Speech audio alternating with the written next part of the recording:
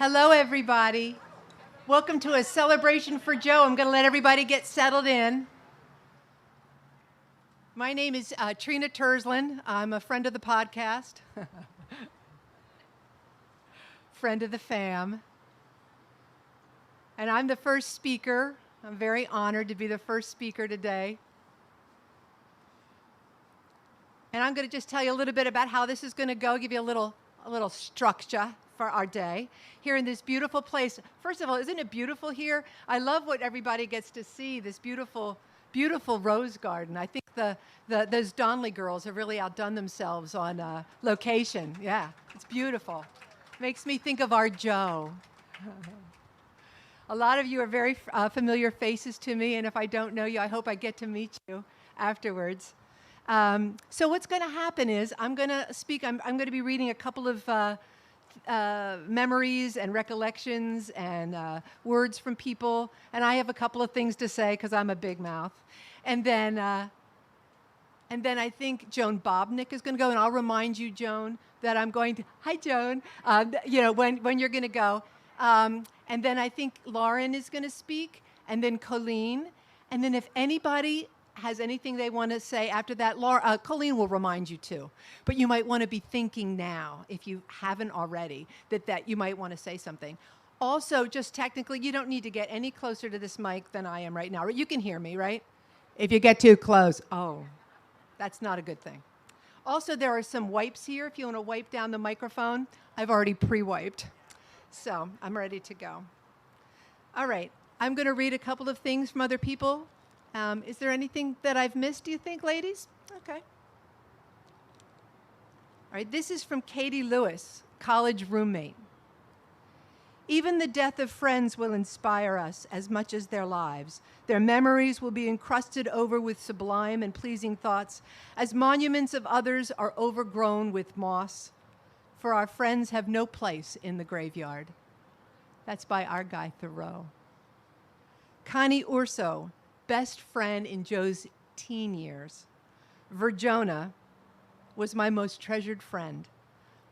I will not ever be able to feel she is not just a phone call away. The good Lord took the best one. Let me just say that, I'm a crier, so just be prepared. Because we're coming up to Aunt Bobby. A great favorite. That's Barbara Ike's sister-in-law. Joe and I had many wonderful times together for which I'm forever grateful. However, what I'll cherish most is her two wonderful daughters, my nieces, Lauren and Colleen. They are a part of her legacy and a joy to me. Thanks so very much, Joe. Sleep well. Okay, if I can get through that, then.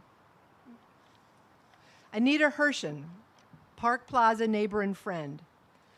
I've always been happy living at Park Plaza, but especially so when I met Joe Donnelly. We quickly became very close friends. If I ever had a problem, Joe was always there to help me. We exercised together every Wednesday at 4 o'clock, just the two of us. Joe got me to play mahjong and included me in her regular Wednesday game. I miss her very much. She was a very special person and a truly dear friend. Betsy McCurdy, longtime friend, neighbor in Newburgh, New York. Joe was really a special girl, ready for anything and willing to give it a try. Margaret Doherty, longtime friend of Colleen and Lauren. Cheers to Mrs. Donnelly. I wish I could speak in Margaret's voice because I'm thinking it right now. I'm channeling it, but I just can't get there.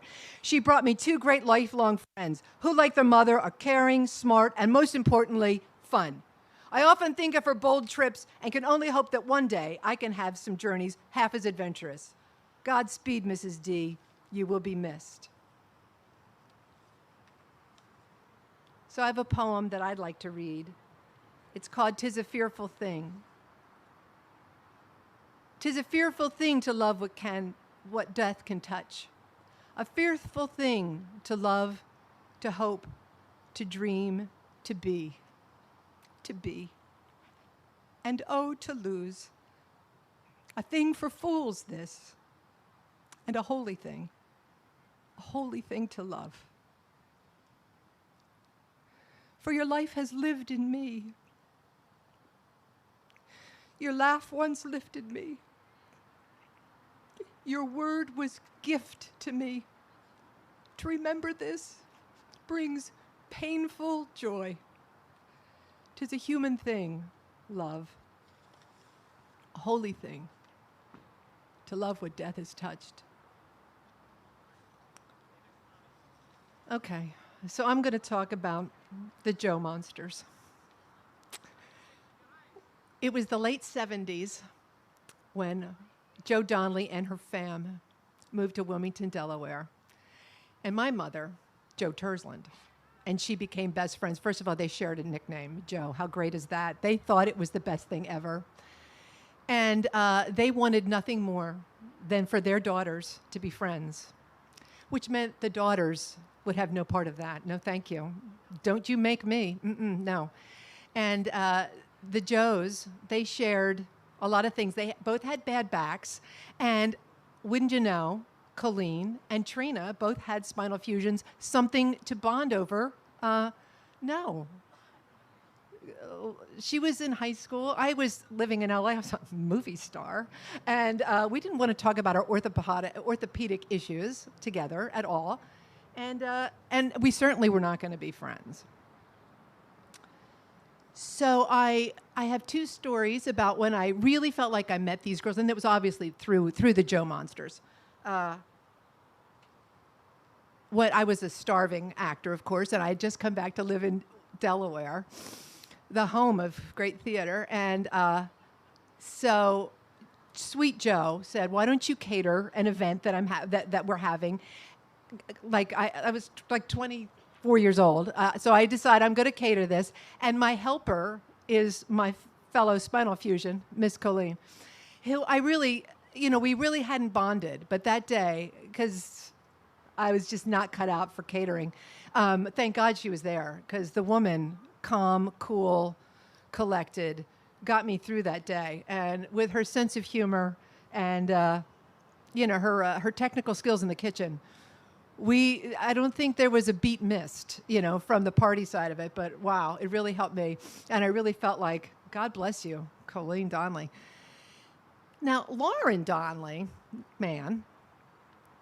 She and my mom, the other Joe, became really, really good friends. And I was like, who is this girl? I was living in LA. I thought, Lauren Donnelly and we're going out to Columbus and we're going to have a salad together. I thought, who is this? So I didn't know what to make of it. Well, for me, it was this infamous canoe trip. The Terslands, not big canoers. Donnellys, big canoers. So those Donnellys are like, down the waterway. So we're getting in the canoe, and here's who's going to be in the canoe. I'm in the front because I know nothing about canoeing. My brother Chuck's going to be in the middle for ballast because he's a big boy.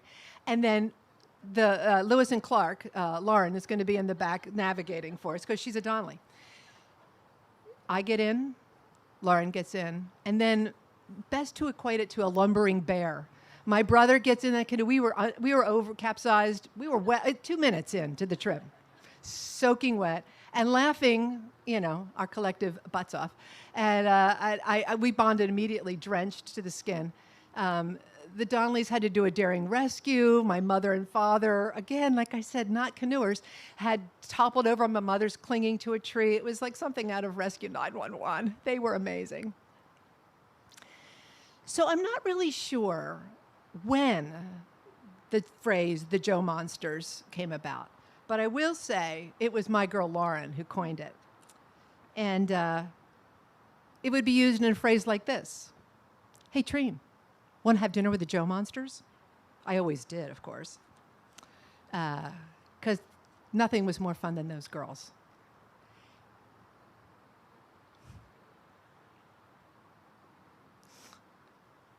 Sorry, I just missed them. And, I think they really got their wish, because I treasure their memory, of course, but I really treasure what they've been able to give us, which is I get to be friends with Lauren and Colleen for the rest of my life. And I think they would, that's all they wanted, you know. So how great is that, you know? Oh, I have one more thing to tell you. So Jo was a great, great seamstress, and she helped me when I first started at Tower Hill. She would make me. I was the drama teacher there, and I'm terrible at making costumes. And Jo the pro, she would help me, and I would go over there in the afternoons when she lived in Monchan, and she would help me with sewing, and she made some beautiful things. And then she'd say, "Hey, Trine, you want a snack?" And I thought, like what? And she goes, and she'd go to the fridge and she'd pull out a big old nasty, like gallon of buttermilk and pour herself a big old tall glass of that. Want one? I'd say, no, thanks. I think I'll just pass on that. Thank you. And she'd say, this is so refreshing. You know, those Jo Monsters, they really, you know, they gave us a great sense of what it is to be women friends. And it's one of the great cherishable things in our lives, isn't it, ladies? To have women friends. And I see at least a couple of them here, some of the last great of that generation. Love them. I thought to myself, what would Jo say today? And here's what she would say in that raspy voice of hers. She'd say, well, honey, I don't know where I'm going, but I'm on my way. And I hate to say goodbye to her, but I will. Jo Monster, the last of the Jo Monsters. Love you and will miss you, and Godspeed. So Joan Bobnick, you are up next. Thank you very much.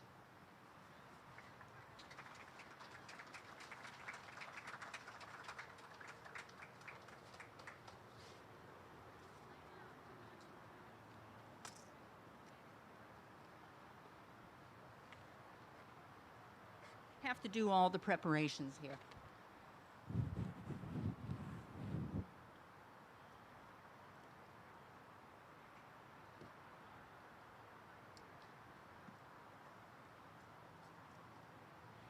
Trina, I love that.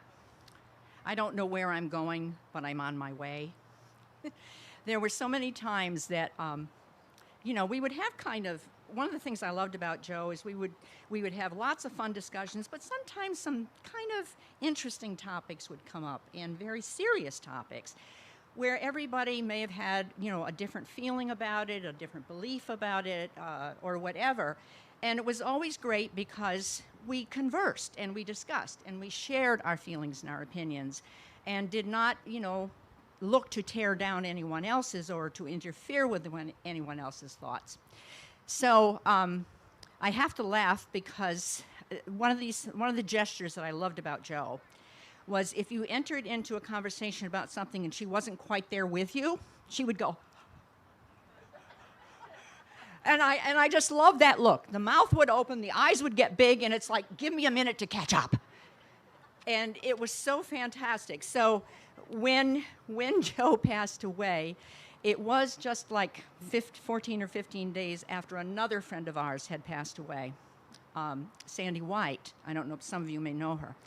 And so all I could think of was Jo's occurrence happened.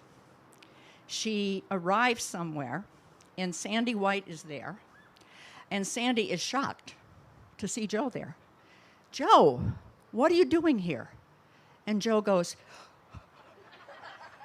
where am I? And it's just like, so it would take her a few seconds to settle in and find out perhaps where she was.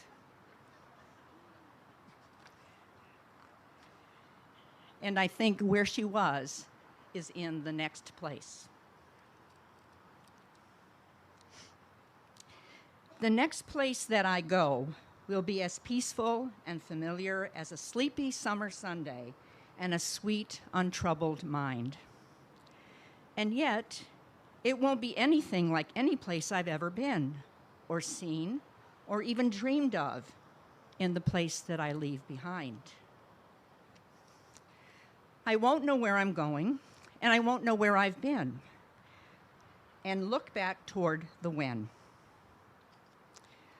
I'll glide beyond the rainbows. I'll drift above the sky. I'll fly into the wonder without ever wondering why.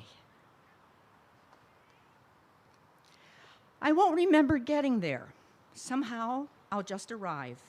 But I'll know that I belong there and will feel much more alive than I have ever felt before. I will be absolutely free of the things that I held on to that were holding on to me. The next place that I go will be so quiet and so still that the whispered song of sweet belonging will rise up to fill the listening sky with joyful silence and with unheard harmonies of music made by no one playing, like a hush upon the breeze. There will be no room for darkness in that place of living light, where an ever-dawning morning pushes back the dying night. The very air will fill with brilliance as the brightly shining sun and the moon and 500,000 stars are married into one. The next place that I go won't really be a place at all. There won't be any seasons, winter, summer, spring, or fall. Nor a Monday, nor a Friday, nor December, nor July. And the seconds will be standing still while hours fly by. I will not be a boy or girl, a woman or a man. I'll simply be just simply me, no worse or better than. My skin will not be dark or light. I won't be fat or tall. The body I once lived in won't be part of me at all. I will finally be perfect. I will be without a flaw. I will never make one more mistake or break the smallest law. And the me that was impatient or was angry or unkind will simply be a memory, the me I left behind. I will travel empty-handed. There is not a single thing I have collected in my life that I would ever want to bring, except the love of those who loved me and the warmth of those who cared, the happiness and memories and magic that we shared. Though I will know the joy of solitude, I'll never be alone. I'll be embraced by all the family and friends I have ever known. Although I might not see their faces, all our hearts will beat as one, and the circle of our spirits will shine brighter than the sun. I will cherish all the friendship I was fortunate to find, all the love and all the laughter in the place I leave behind. All these good things will go with me. They will make my spirit glow, and that light will shine forever in the next place that I go. The next place is where our friend Joe is. Thank you.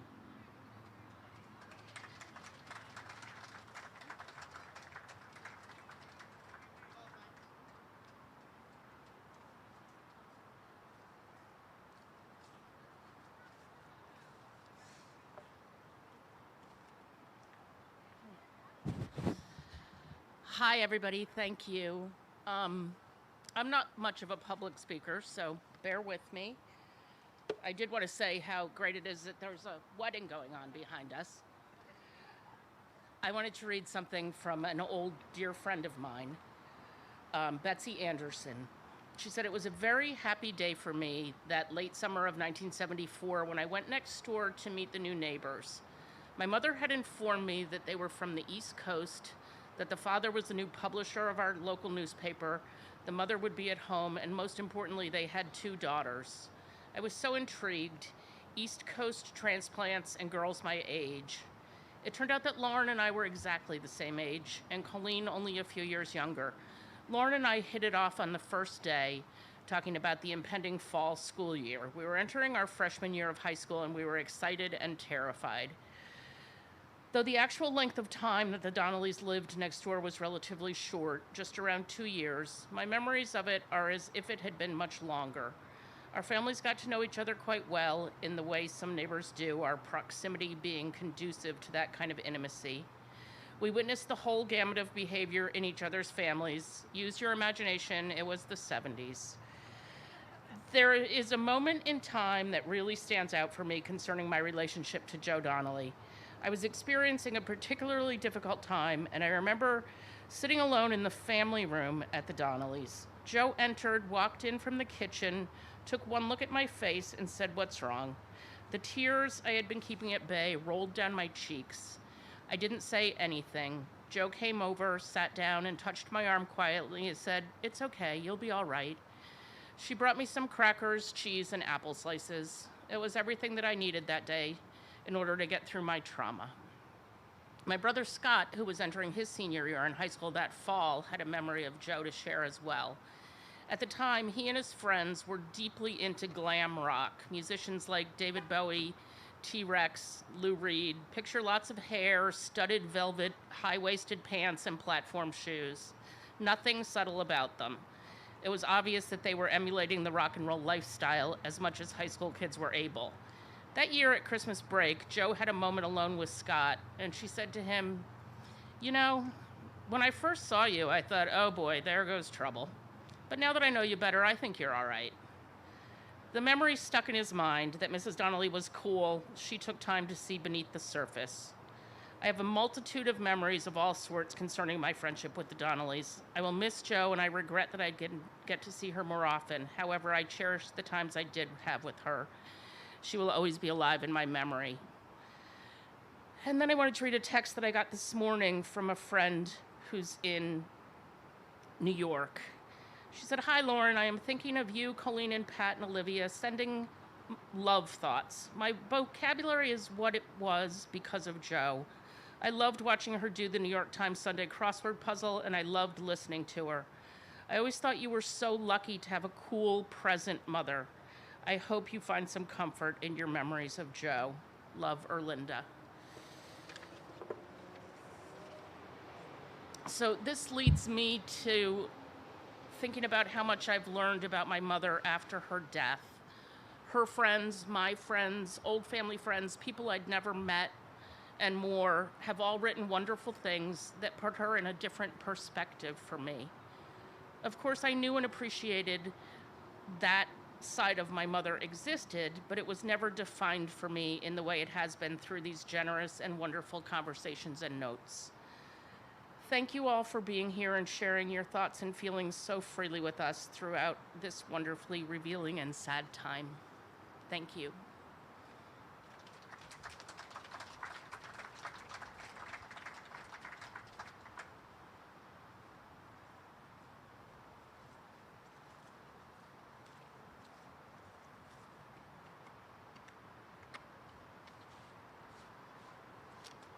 I thought I had done this already.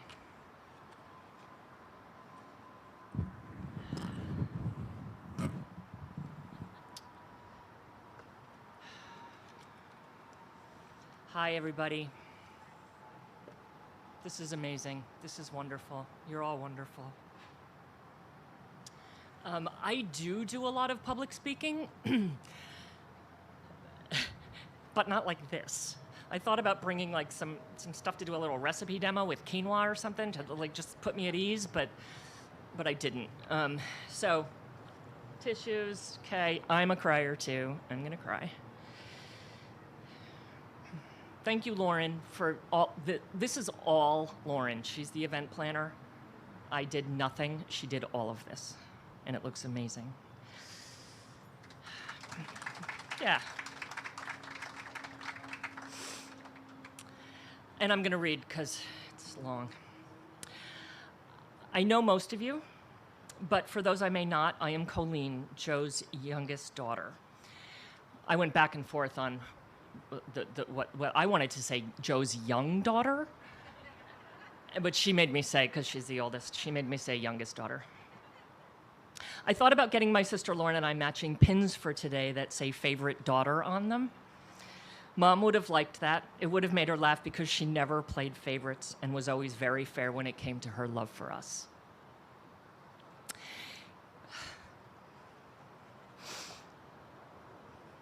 You are all here today because you are lucky.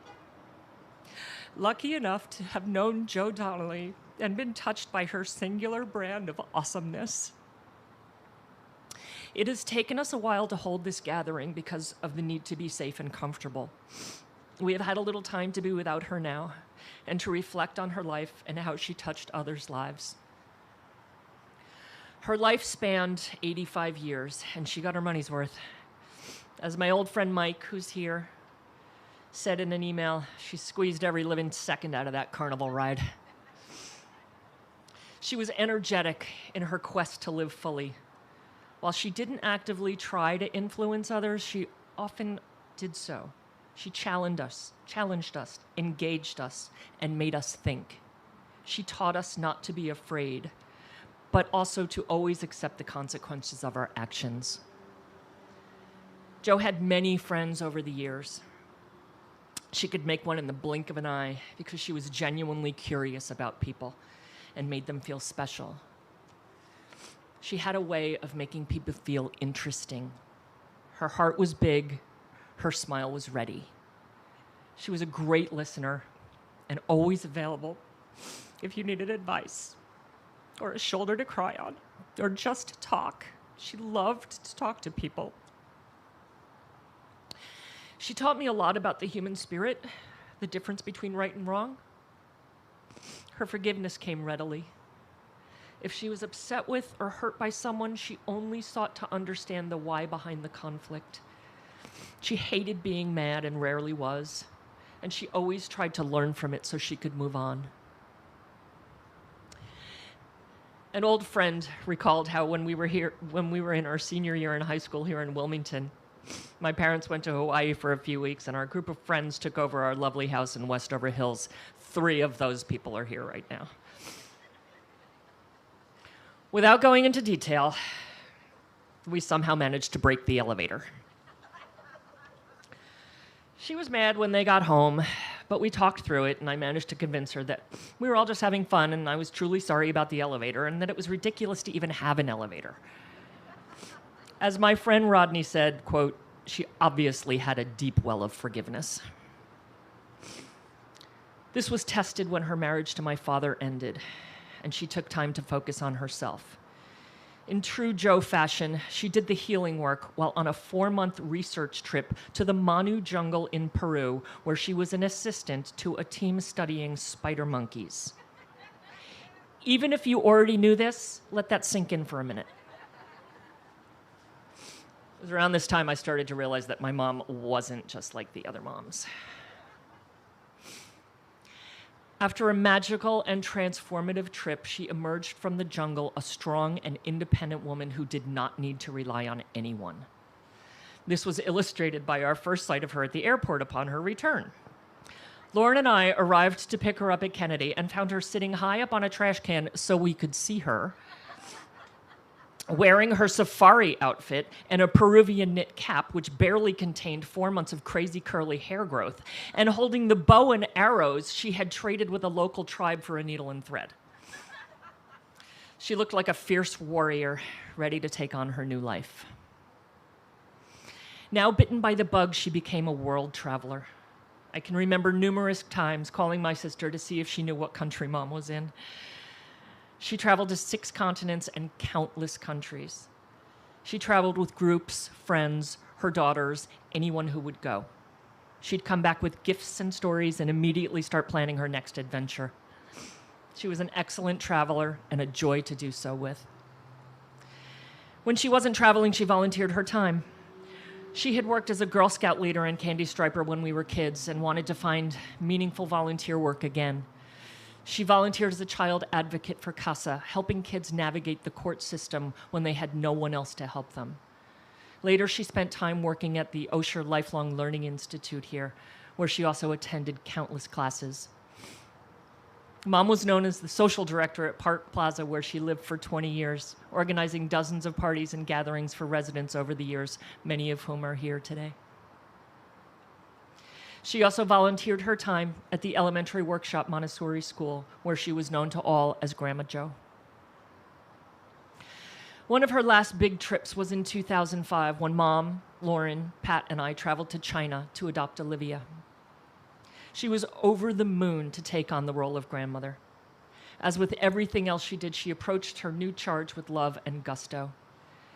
Her mothering skills came right back to her, much to the delight of new parents Lauren and Pat, who both were able to continue working, knowing their daughter was not only well taken care of, but likely highly entertained. Mom loved this stage of her life. I only lived in Wilmington for the first few years of that time. I was lured to San Francisco, where I have been for 13 years. I didn't like being so far away from her, but I loved that she had Lauren and Pat and Olivia to look after her. She visited California several times, and we always had a ball. I came back to visit often and was expected home for Christmas every year. We spoke on the phone a lot, and she would tell me about the new and interesting classes she was taking at Osher. Her curiosity never waned.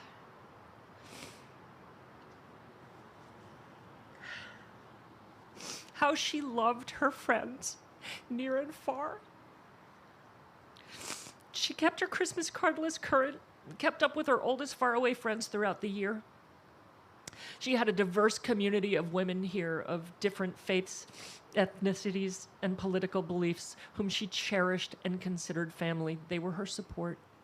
Many of you are here. As her lifelong friend Marilyn said in a note to us, she was a gentle soul and the most non-judgmental person I've ever known. She truly loved her friends. We can all take great comfort in knowing that Jo Donnelly lived a happy, generous, and loving life and went very quietly and peacefully into the night. As her dear friend Ellen said, she left life with the same ease with which she lived it. I love you, Mom. Love you all. We're now going to invite you up if you feel moved to speak. No pressure. Just come on up. There are wipes here. I've opened them up. And we're just going to stay together for a little while longer as a group and talk about Mom. Okay.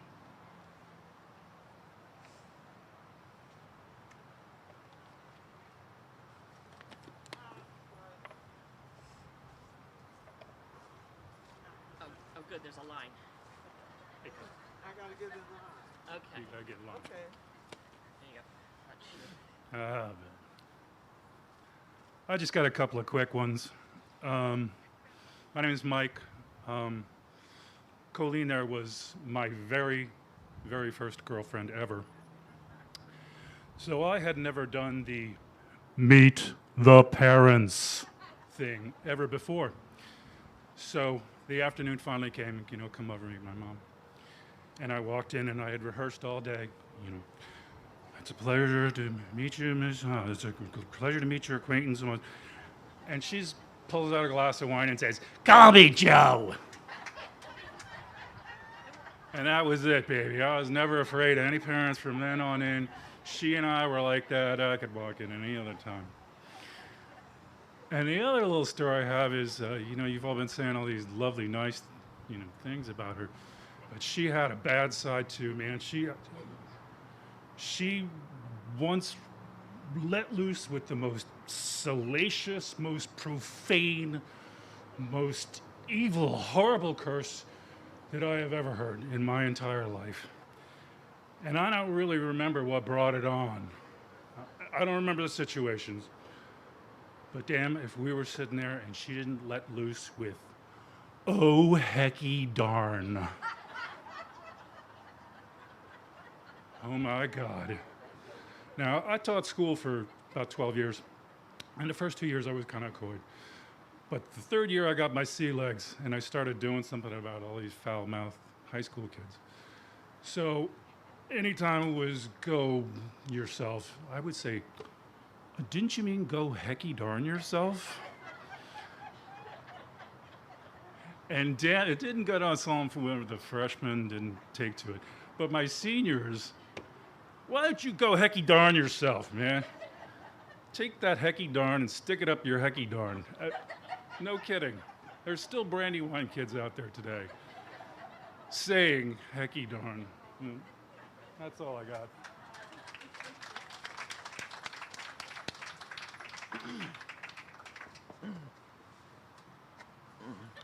I'll take this.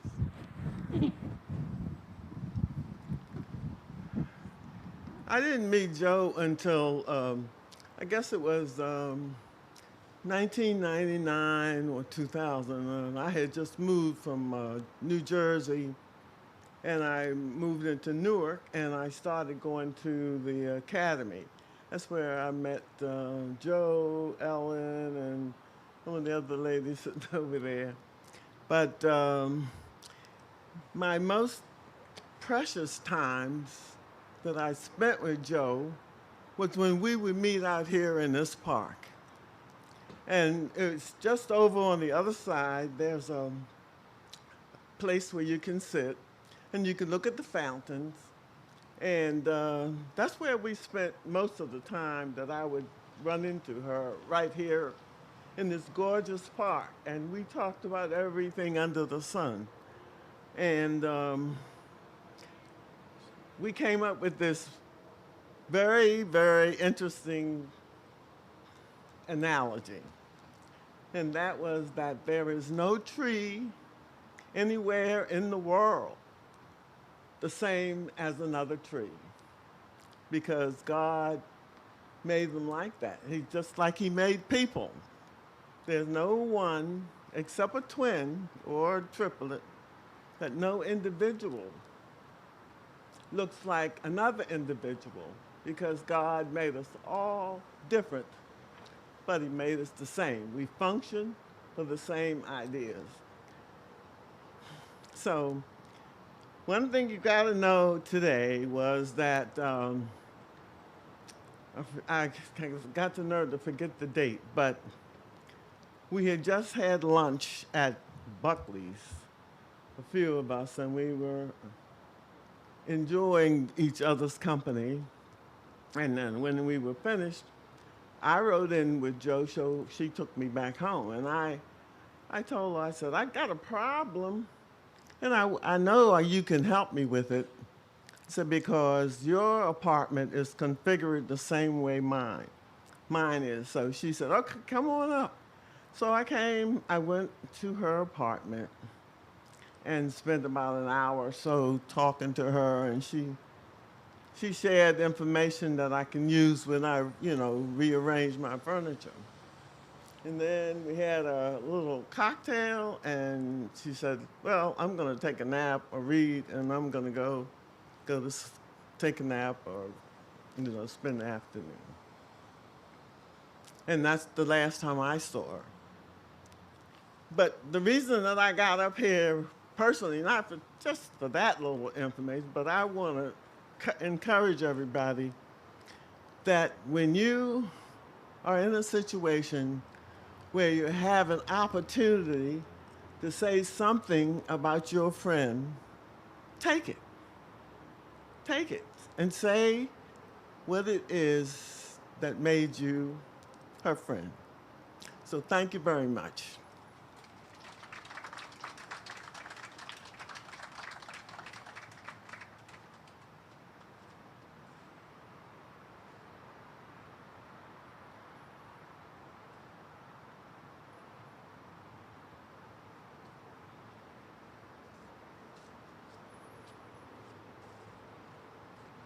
Thank you both. That was really nice. Candace? Oh, good. Okay. Candace is going to come up, and then I just wanted to say that after we're finished, there's a map up here of the world, and then a separate one of the country, the United States. There are also some coins from all over the world. Mom had. Sorry, Liv, I'm calling you out here. Mom had a map of all her travels, one of those ones that you put pins in, and when Olivia came, one of the first things she did was take the map off of the wall and take all the pins out. So we've always wanted to recreate that. And so here's a map with, take the coins, there are wipes there, and scratch off. It's a scratch off map. any place or all the places, I know for some of you it's going to be multiple, where you have been with Joe Donnelly. And then we'll keep that and cherish it. Okay, Candace, come on up.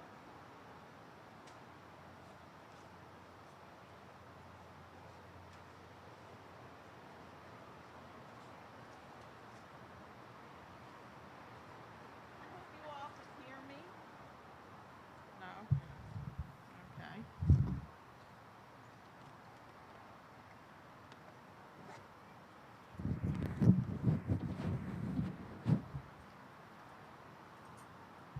Just listening to those of you who've gone before me, I felt moved to stand up because you've intersected with some of the things that brought myself and Joe together.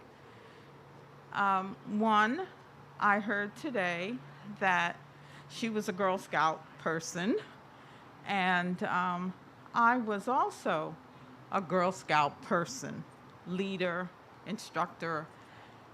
I also heard that she did CASA. I also was a CASA representative and loved it. And then the third thing that brought Joe and I together was Park Plaza Social Committee.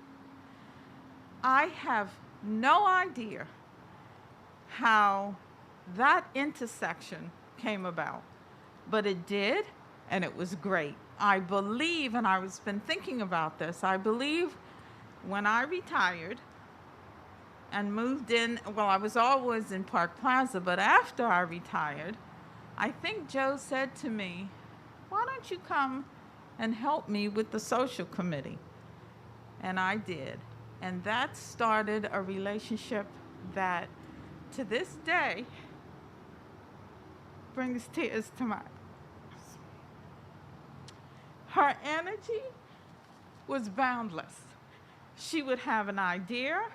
She'd say, let's do this. And I know that in those years, folks appreciated the stuff that we did together to bring some joy and happiness to the residents at Park Plaza. We had Christmas parties. We had, during the Jewish holiday, we had wine in the lobby where we shared each other's thoughts. She just really always had Park Plaza in her heart and wanted to do as much. And I was her co-conspiracy. We did everything. And then we would retire upstairs to her place and have a glass of wine. And we would talk.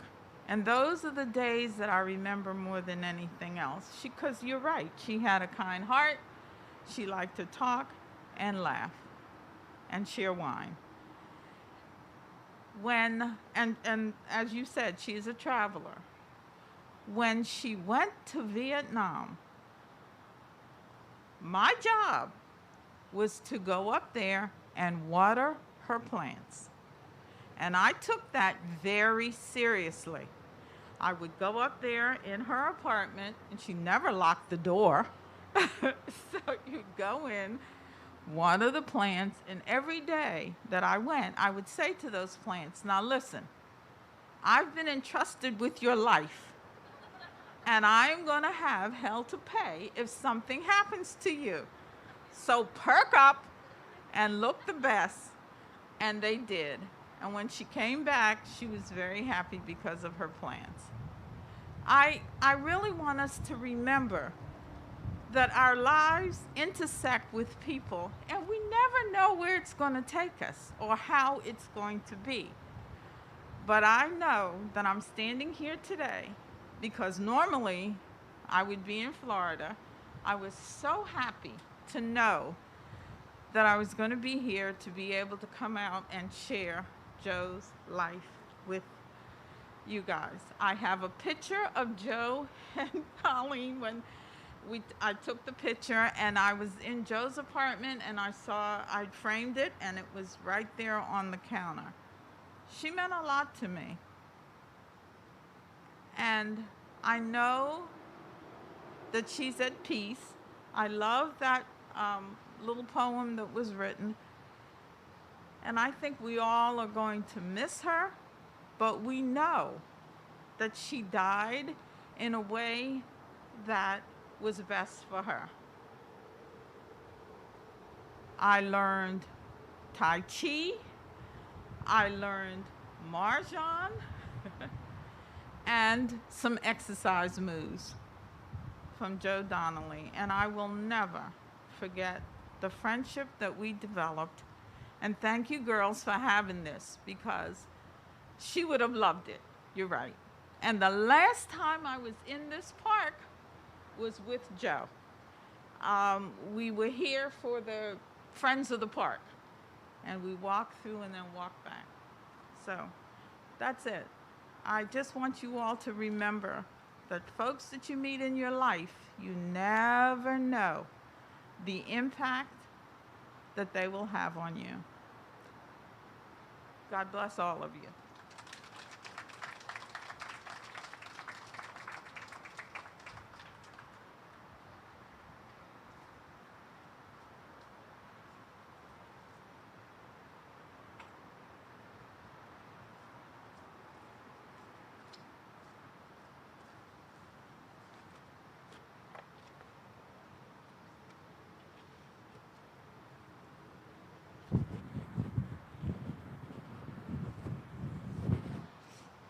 There are a couple of mass cards on the table.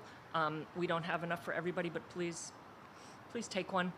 And there's a poem on the back that I would like to read, and I'd like to read this on behalf of my partner, Sebastian, who did not feel safe enough to come to fly here, which I respected. But I do wish she was here. And her plan was to read this, so I'm going to read it on her behalf. It's a poem by Christina Rossetti. Let me go. When I come to the end of the road and the sun has set for me, I want no rights in a gloom-filled room. Why cry for a soul set free? Miss me a little, but not for long, and not with your head bowed low. Remember the love that we once shared. Miss me, but let me go. For this is a journey we must all take, and each must go alone. It's all part of the master plan, a step on the road to home. When you are lonely and sick at heart, go to the friends we know. Laugh at all the things we used to do. Miss me, but let me go.